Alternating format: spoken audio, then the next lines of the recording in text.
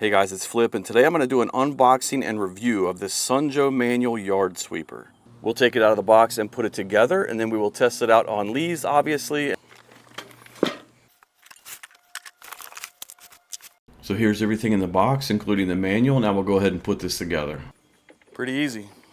So it's all together, and here's my first time using it, and I'm doing this with one hand, so it's a little bit wobbly. I'm trying to hold the camera in the other hand.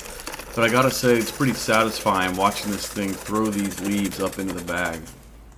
I get a lot of these oak leaves that are still attached to the branch. We'll see how it does with those.